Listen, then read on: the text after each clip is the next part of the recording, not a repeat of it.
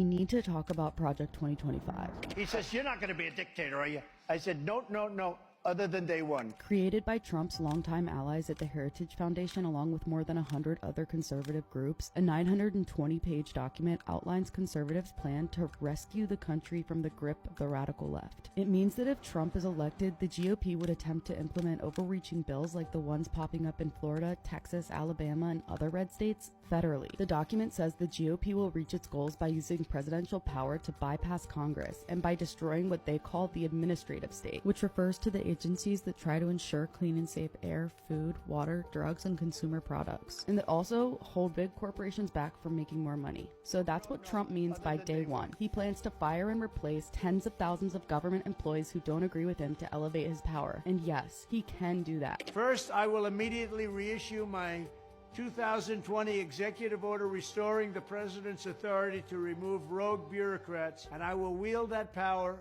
very aggressively. All right, let's dive into this document. When I searched the term sex, 133 matches came up. That's obsessive. It explicitly states their goal to rescind regulations prohibiting discrimination on the basis of sexual orientation, gender identity, transgender status, and sex characteristics. So queer people could legally be fired, not hired, refused service, or otherwise discriminated against. It also proposes deleting the term sexual orientation, DEI, gender, gender equality, gender equity, gender awareness, gender sensitive, abortion, reproductive health, and reproductive rights from every piece of legislation that exists. That's terrifying because it promotes discrimination against LGBTQIA+ and pregnant people. And speaking of pregnant people, it also proposes pushing as hard as possible to protect the unborn in every jurisdiction in America, aka a national abortion ban. They plan to go after education too, just like they have in red states. The authors propose eliminating the entire Department of Education, which they say injects racist, anti-American, ahistorical propaganda into America's classrooms. As part of its economic policy, it wants to eliminate regulatory and procedural barriers for companies and prop up the oil industry, which it says is not an environmental problem.